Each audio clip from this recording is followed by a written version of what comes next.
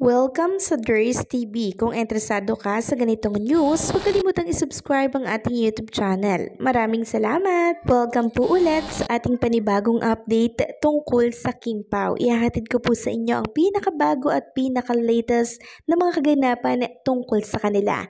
Kaya naman kung hindi ka pa subscriber ng ating channel, pindutin nyo na ang notification bell para lagi kayong updated sa mga balitang trending at napapanahon. So, ayun, welcome back again sa ating YouTube channel mga kakimpaw, and for tonight's video ang pag-uusapan natin ay tungkol sa mga importanteng kaganapan kina Kim and Paolo Avellino, at unahin na nga natin ang tungkol dito sa cinemas worldwide ng My Love Will Make You Disappear, na kung saan dati di ba ay 500 plus, ngayon mas nadagdagan po mga kakimpaw.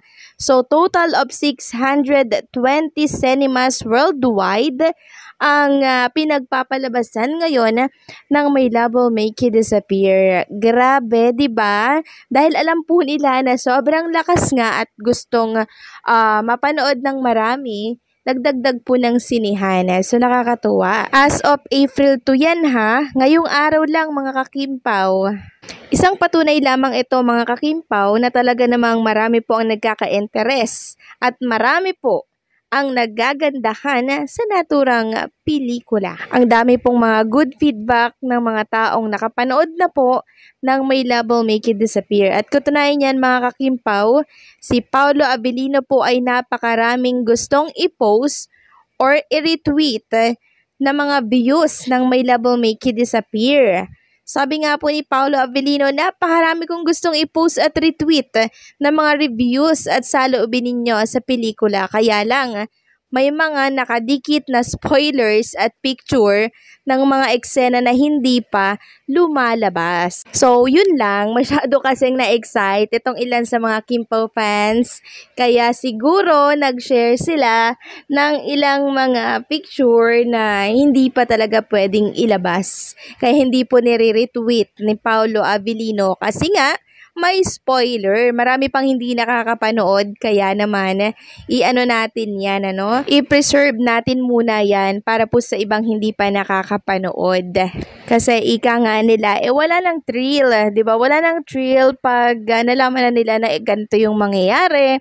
Ito yung makikita, 'di ba? Kaya gustuhin man po ni Paolo Avellino na i-retweet yung mga napakaganda ninyong review at comment, hindi po muna. And speaking of mga spoiler mga kakimpaw, meron pong sinare ang isang Kim Pao page na isang page din na kung saan yung ilang mga eksena po ni Kim and Paolo Avellino sa movie ay uploaded sa kanyang page. So, grabe din, spoiler po ito mga kakimpaw na hindi pa po pwedeng ilabas. Pero, inilabas po niya at mukha pong ginawang content na. So, unfair naman ito sa mga hindi pa po nakakapanood. At saka, bawal pong maglabas ng mga spoiler, lalo't showing pa po ang pelikula. Parang sa pagkakaalam ko, pwedeng makasuhan ata pag ganun. Kaya ako, kahit may alam po ako sa pelikula ni Kim and Paolo Avellino, hindi ko po talaga ito sinasabi. Kasi nawawalan po ng thrill, 'di ba? Nawawala yung excitement. Instead na may excite ka, 'di ba? Doon sa mga eksena, wala na, nakita mo na. Kaya unfair po ito mga kakimpaw. Kung sino man po ang mga Kim Pao fans na makakita po ng mga video ni Kim and Paolo Avellino kuha po doon sa sinihan, wag po natin yung tangkilikin bagkos ay i-report po natin. Gustuhin man nating mapanood yon sa tama pong lugar, sa sinihan. Wag dito sa mga pira-pirata po na mga page na kinuha lamang or ninakaw lamang nila doon sa sinihan. 'Di ba? Bawal po 'yon mga kakimpaw, kaya report natin 'yan agad, okay? Samantalang next topic naman, pag-usapan natin itong tungkol po sa scene ni Kim and Paolo Avellino na dinilit or kinat, hindi po sinama sa naturang pelikula, na kung saan ay pinagtalunan po ng mga editor ng naturang movie ng My Love Will Make You Disappear. So, paano ba natin nalaman na meron po palang deleted na scene na mas nakakakilig pa doon? So, isa pong editor or kasamahan po ng ni Direk Chad Bibidanes yung sabi nito. So una, meron pong fan na nagsabi na yung ang sweet tingnan sa trailer nito. Pero super funny sa movie. Isa to sa mga scene na tawang-tawa ako. So sa mga nakapanood po ng My Love Will Make You Disappear, etong scene na to, tawang-tawa din ba kayo dyan? So ngayon nakita to ni Daisy. Sabi niya, Direct Chad's idea. I remember, ito ang bungad niya sa akin nung shoot. Sabi daw ni Direct Chad, Days, bale, ganito gagawin ko. Excited siya tapos tawang-tawa as nung preview. Then, ito po yung sinabi ni Daisy. Ayokong sabihin na nakakakilig yung deleted scene before this. Na talagang nagtalo-talo kami sa editing room kung tatanggalin or hindi. Ito yung isang problema ko ngayon mga Kimpaw na talaga namang hindi ako mapakali dahil iniisip ko kung ano yung deleted scene na yun na sobrang nakakakilig na pinagtalunan po ng mga editor.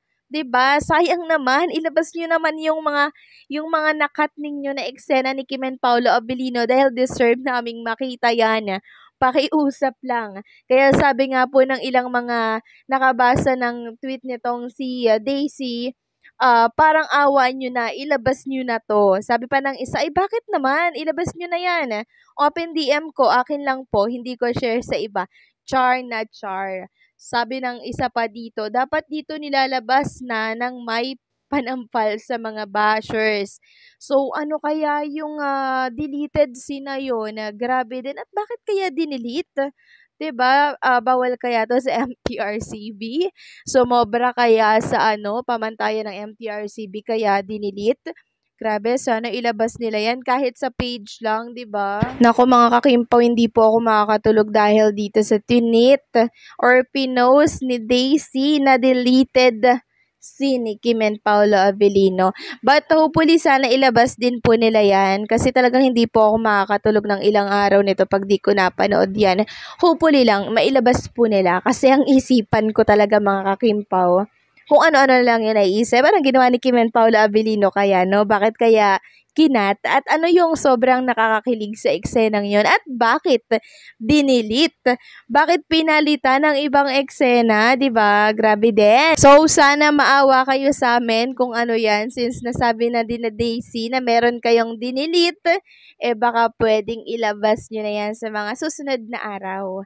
So, hopefully, ilabas nyo yan. Sana maawa kayo sa amin sa mga nakabasa po ng tweet nitong si Daisy.